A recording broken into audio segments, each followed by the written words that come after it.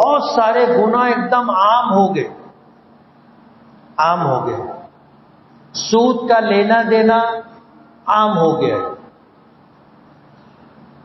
بتانے والوں نے بتایا ہے کہ پکے محلوں کے لوگ، یعنی جس میں نیا پورا، اسلام پورا، چنا بھٹی، بیل باغ، ایسے پکے علاقوں کے لوگ، کیمپ میں کوئی عورت ہے غیر مسلم، اس کے پاس جا کر کے سود پر رقم ادھار لے کر کے آتے، اور اس میں عورتوں کی تعداد زیادہ ہے۔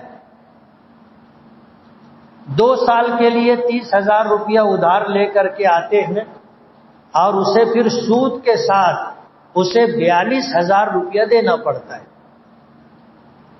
1 لاکھ روپیہ لاتے ہیں، 10,000 روپیہ مہینہ اس کو بیاج دینا پڑتا ہے، اور پکے محلے کی عورتیں جا کر کے لے کر کے آتی ہیں، ایک ایک گھر کی کئی عورتیں لے کر کے آتی ہیں۔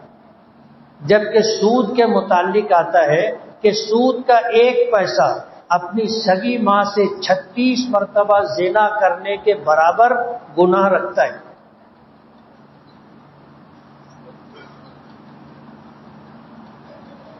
اور ہم لوگ اب سودی معاملات میں حد سے آگے بڑھتے جا رہے ہیں، اس کو معیوب بھی نہیں سمجھتے، گناہ بھی نہیں سمجھتے۔ دھڑلے سے لوگ جا کر کے سود لے کر کے، سودی قرض لے کر کے آ رہے ہیں۔ یہ گناہ تو ہے۔ آج بہن بیٹیوں کو حصہ بھی نہیں دیا جاتا نا، عام بات ہو گئی ہے۔ کتنے گھرانے تو ایسے ہیں کہ جو کاروبار پر قابض ہے، ماں باپ کے انتقال کو برسوں گزر گئے، وہ حصہ کرتا ہی نہیں، میراث تقسیم کرتا ہی نہیں۔ بہنیں حصہ مانگتے رہتی ہیں، بھائی حصہ بکرا ہونے کا انتظار کرتے رہتے ہیں، اور میراث تقسیم نہیں کی جاتی۔ ہیلے بہانے سے اس کو کیسے ٹالا جا سکتا ہے، اس بات کی کوشش ہوتی ہے۔ بھائی لوگ تو کسی نہ کسی درجے میں لڑ بھیڑ کر کے، بھانگڑ کر کے اپنا حصہ لے لیتے ہیں کم زیادہ۔ بہنیں اگر حصہ مانگتی ہیں تو ان کے لیے گھر کا دروازہ بند کر دیا جاتا ہے کہ آج کے بعد گھر آنا نہیں، اور بیچاری بے بس ہو جاتی۔ بہنوئی بولو حصہ مانگنے آئے تو اس کو کہتے ہیں کہ تیرا کیا ہے، تیرا کیا ہے؟ یعنی اس ایک بہن کو بے یارو مددگار کر دیتے، اس کو حصہ دیتے نہیں، اور اگر اس کا شوہر آئے تو اس کو بولتے تیرا کچھ نہیں ہے، تو بیچ میں بولنا نہیں۔ لوگوں کا حق مارا جا رہا ہے، اور یہ بھی عام بات ہو گئی، عام بات ہو گئی۔ ان جیسے گناہوں کو اگر ہم لوگ گنانا چاہیں تو بات بہت لمبی ہو جائے گی، لیکن مجھے کہنا یہ ہے کہ بارش اگر رکی ہے تو ہمارے گناہوں کی وجہ سے رکی، اور جب تک ہم سچی پکی توبہ نہیں کریں گے وہاں تک اللہ کی ناراضگی دور نہیں ہوگی۔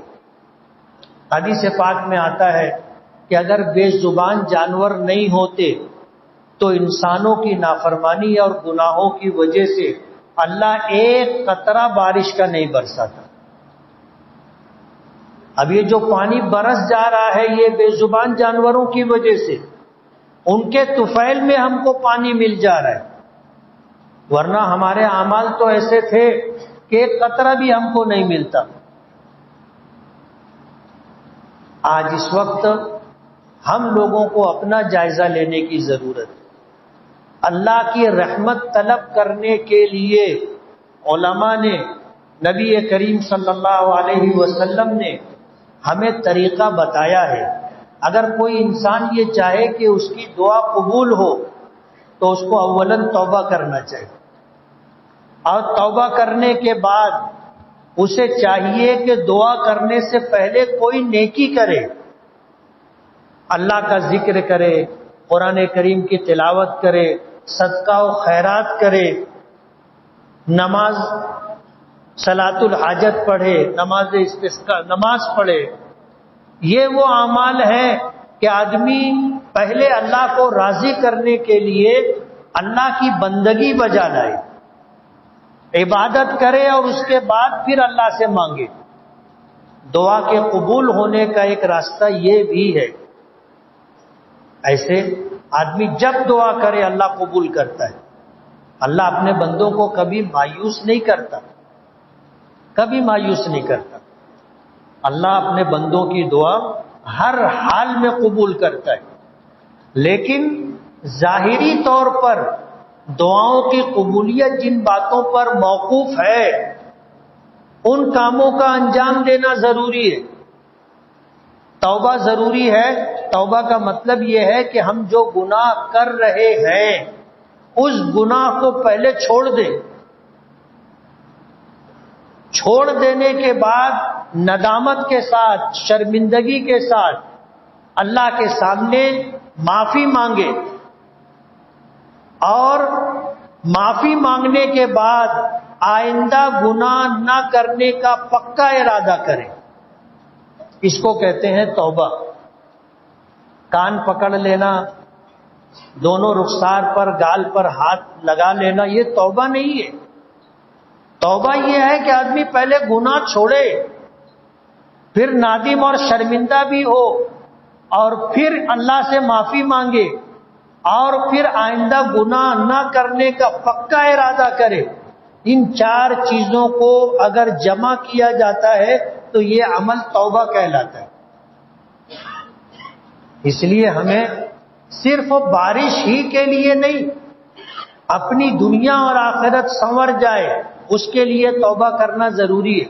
آپ یہ مت سمجھو کہ ہم توبہ کریں گے تو صرف بارش کے لیے اور بارش ہوگی. آپ یقین مانو، آپ نے اگر توبہ کر لی تو اب تک زندگی کے جتنے گناہ تم نے کیے اللہ سب معاف کر دے گا. بارش تو برسے گی انشاءاللہ، ہمیں مایوسی نہیں ہے. اللہ پاک باران رحمت کا نزول فرمائیں گے. ہمیں توبہ کے بعد دعا کرنی، اور دعا کے لیے بھی جیسا کہ مفتی صاحب نے فرمایا کہ آدمی دعا کرے تو دعا میں دل بھی شامل ہو، دل بھی شامل ہو. اور جب تک دل دعا میں شامل نہیں ہوتا دعا قبول نہیں ہوتی. یعنی غافل دل کی دعا اللہ قبول نہیں کرتا. حجاج ابن یوسف کا واقعہ سنایا، وہ تھا ایسا ہی آدمی، حافظ قرآن تھا، اور ایسا حافظ قرآن تھا کہ شاید ایسے حافظ نہیں ملے گے. اپنی جگہ سے اٹھ کر کے اپنے گھوڑے پر سوار ہونے تک پورے قرآن پاک پر اس کی نظر ہو جاتی تھی. آج ہم میں کون ایسا حافظ ملے گا؟ اور اس کے حافظ ہونے کا ہی یہ اثر تھا کہ اس نے قرآن پاک پر زیر زبر پیش لگائے.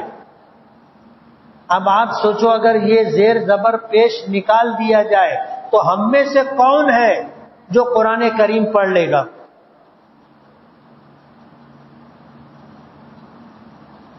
نہیں پڑھ سکتے. عوام تو عوام، خواص بھی مشکل سے قرآن پاک پڑھ پائیں گے. تو یہ قرآن کریم پہ جو اعراب لگایا گیا ہے، زیر زبر پیش، جذب، تشدید، تنوین، یہ حجاج ابن یوسف نے لگایا ہے. ایسا زبردست کام اس نے کیا ہے کہ آج قیامت تک جتنے لوگ قرآن پاک پڑھیں گے ان کو جتنا ثواب ملے گا اتنا ہی ثواب حجاج ابن یوسف کو بھی ملے گا. ظالم بھی بہت بڑا تھا، ظالم بھی بہت بڑا تھا. اس کے متعلق آتا ہے کہ 1.25 لاکھ لوگوں کو اس نے ناحق قتل کیا تھا، اور جو گنہگار تھے، قتل کے مستحق تھے، وہ الگ ہیں. ناحق اس نے 1.25 لاکھ لوگوں کو قتل کیا تھا۔ کوفہ کے لوگوں نے حضرت علی کو شہید کیا تھا، اور کوفہ کے لوگوں نے حضرت حسین رضی اللہ تعالی عنہ کو بلایا تھا اور مدد کرنے کا پورا وعدہ کیا تھا، اور جب حضرت حسین اپنے خاندان کے ساتھ وہاں پہنچے تو کوفہ والوں نے ان کو چھوڑ دیا تھا، مدد کرنے سے ہاتھ اٹھا لیا تھا۔ یہی کوفہ کے لوگ تھے جب ان لوگوں نے بیت المال میں ٹیکس ادا کرنے سے انکار کر دیا تو سلیمان ابن عبد الملک حجاج ابن یوسف کو گورنر بنا کر کے کوفہ بھیج دیا تھا، گورنر بنا کر کے۔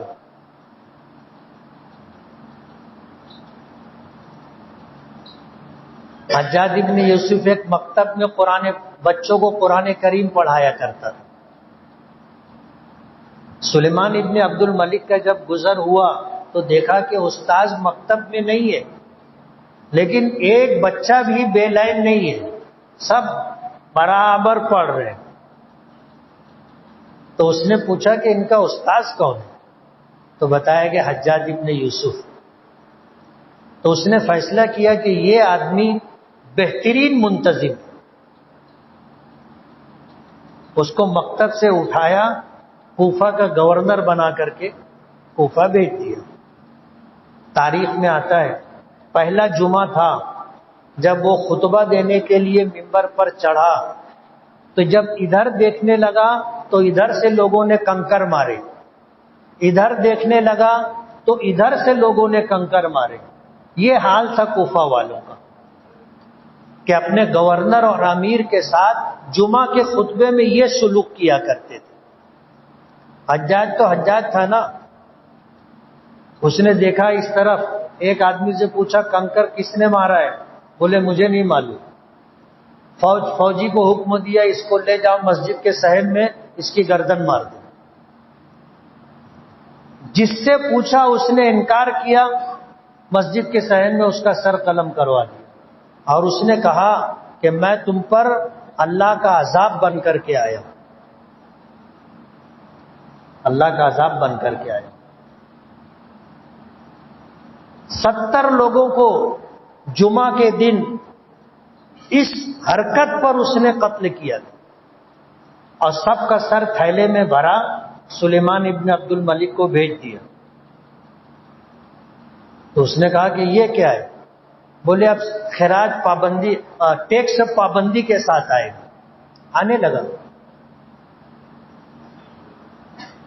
ظالم بھی اتنا بڑا تھا، نیکی بھی اتنی بڑی کی، اور جب اس کے انتقال کا وقت آیا تو اس نے جو لوگ موجود تھے ان سے یہ کہا کہ مجھ کو بستر سے اٹھا کر کے نیچے زمین پر ڈال دو۔ لوگوں کی ہمت نہیں ہو رہی تھی کہ ابھی اس کو اٹھا کے زمین پہ ڈالے، بولے گا ان کو بھی لے جاؤ، تو لوگ ہمت نہیں کر رہے تھے۔ اس نے کہا کہ نہیں، تم مجھے بستر سے اٹھا کر کے زمین پر ڈال دو۔ زمین پر ڈال دیا گیا تو اس نے اپنا رخسار زمین پر رکھا اور اللہ کی بارگاہ میں یہ بات عرض کی، اللہ کی بارگاہ میں یہ بات عرض کی کہ چھوٹے موٹے گنہگار اور ظالموں کو اگر تو نے بخشا تو یہ تیری غفاریت نہیں ہے، یہ تیری صفت رحمان و رحیم کا ظہور نہیں ہے۔ مجھ جیسے ظالم کو، مجھ جیسے پاپی کو اگر تو معاف کرے تو یہ تیری صفت رحمان و رحیم کا تقاضا ہے۔ دعا بھی ایسی مانگی۔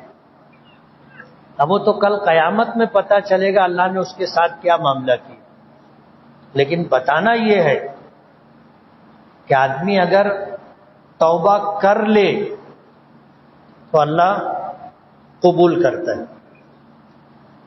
آج اس موقع پر ہم سب گنہگار ہیں، میں بھی گنہگار ہوں اور پورا مجمع بھی گنہگار ہے، اس لیے کہ حضور نے فرمایا کلکم خطاؤن، تم سب کے سب خطا کار، بے عیب اللہ کی ذات ہے۔ ہم میں کا ہر شخص گنہگار ہے اور اسے یہ سب یقین کر لینا چاہیے، مان لینا چاہیے اپنی صفائی وفائی میں کچھ کہنے کا نہیں، مان لینا چاہیے، اس لیے کہ حضور نے فرمایا ہے تم خطا کار ہو، تم گنہگار ہو، اور اس کے بعد حضور نے فرمایا وَخَيْرُ الْخَطَّائِينَ التَّوَّابُونَ، کہ بہترین خطا کار وہ ہے کہ اپنی خطاؤں اور گناہوں کے بعد اللہ سے توبہ کرے۔ آپ توبہ کرو، اللہ کی رحمت کا ظہور ہوگا، ہمیں مایوسی نہیں ہے، اللہ باران رحمت کا نزول فرمائیں گے۔ آج کچھ لوگ بتانے لگے کہ سٹانہ میں آج بہت اچھی بارش ہوئی، میں نے کہا چلو سٹانہ تک تو آئی، مالیگاؤں بھی آ جائے گی، کوئی مایوسی نہیں ہے، سبھی لوگ توبہ و استغفار کر رہے ہیں۔ آج مرد حضرات تو ہیں، ہماری مائیں اور بہنیں اتنی بڑی تعداد میں آئی ہیں کہ مسجد کے چاروں طرف خواتین کا مجمع ہے، آنے کا راستہ نہیں ہے۔ آپ دیکھو گے مسجد میں جو لوگ آ گئے، اب مسجد میں آنے کے لیے راستہ نہیں۔ اور دنیا والوں کا یہ ضابطہ ہے، اگر کسی سے کوئی غلطی ہو گئی، اس کے گھر کی عورتیں اگر جا کر ذمہ داروں سے معافی مانگ لیتی ہیں تو سارا معاملہ نمٹ جاتا ہے۔ آج ہمارے ساتھ ہماری مائیں اور بہنیں بھی آئی، اللہ کی بارگاہ میں ہاتھ پھیلا کر کے، اپنا دامن پھیلا کر کے اللہ سے گناہوں کی معافی مانگیں گی، اپنے لیے بھی ہمارے لیے بھی، تو انشاءاللہ اللہ کی رحمت کو جوش آئے گا اور باران رحمت کا نزول ہوگا۔ دعا کے لیے یقین ضروری ہے، دل دعا میں شامل ہونا چاہیے، اور دل اگر دعا میں شامل ہے تو بہت لمبی دعا کرنے کی ضرورت نہیں ہے۔ حضور پاک صلی اللہ علیہ وسلم کے متعلق آتا ہے کہ جمعہ کے دن منبر پر خطبہ دے رہے تھے، ایک دیہاتی، ایک اعرابی نے آ کر کے یہ کہا کہ اللہ کے رسول ہلکت الاموال وقطعت السبل، اللہ کے رسول پانی نہیں ہے، جانور بھوکے پیاسے مر رہے ہیں، اور بھوک مری کی وجہ سے راستوں پر لوٹ پاٹ ہو رہی ہے، سفر کرنا مشکل ہو گیا ہے، بارش نہیں ہے، آپ دعا فرما دیجیے۔ علماء کرام سے آپ پوچھو حضور نے کیا دعا کی تھی؟ حضور نے فرمایا تھا اللہم اسقنا، اللہم اسقنا، اللہم اسقنا، کہ اللہ ہم پر بارش برسا دے، اے اللہ ہم پر بارش برسا دے، اے اللہ ہم پر بارش برسا دے۔ صحابہ کرام کہتے ہیں کہ ہم جمعہ کی نماز کے لیے تیز دھوپ میں چل کر کے آئے تھے، تیز دھوپ میں چل کر کے آئے تھے، حضور نے دعا کے لیے ہاتھ اٹھائے۔ بعض روایتوں میں آتا ہے کہ حضور نے جمعہ کے خطبے میں عام طور پر سارے ہی خطیب دعا کرتے ہیں لیکن ہاتھ اٹھا کر کے نہیں کرتے، اس موقع پر حضور نے خطبے میں ہاتھ اٹھا کر کے کہا تھا کہ اللہ ہمیں سیراب کر دے، ہم پر پانی برسا دے، اللہم اسقنا۔ صحابہ کرام کہتے ہیں کہ مدینے کے ایک پہاڑ کے پیچھے سے بادل کا ایک ٹکڑا اٹھ کر کے آیا اور مدینے کے آسمان پر آنے کے بعد پھیلنا شروع ہو گیا، اور ابھی حضور منبر سے نیچے نہیں اترے تھے، بارش ہونے لگی، بارش ہونے لگی، اور اتنی بارش ہوئی، اتنی بارش ہوئی کہ جب اگلا جمعہ آیا اور خطبہ دینے کے لیے حضور منبر پر چڑھے تو پھر وہی شخص جس نے پچھلے ہفتے حضور سے بات کی، درخواست کی تھی، یا کوئی اور، انہوں نے آنکھ کھڑے ہو کر کے پھر یہی کہا کہ اللہ کے رسول ہلاکت الاموال، اب تو جانور ڈوب کے مرنے لگے، وہدمت البیوت، کثرت بارش کی وجہ سے مکانات گرنے لگے، وقطعت السبل، راستے سفر کرنے کے لائق نہیں رہے گا، اتنی بارش ہو گئی۔ تو حضور نے آسمان کی طرف اپنی انگلی اٹھائی اور فرمایا اللہم حوالینا ولا علینا، کہ اللہ ہمارے ارد گرد بارش ہو، ہم پر نہ ہو، پہاڑوں پر بارش ہو، وادیوں میں بارش ہو، ٹیلوں پہ بارش ہو، جنگلوں میں بارش ہو۔ حضور نے یہ دعا کی۔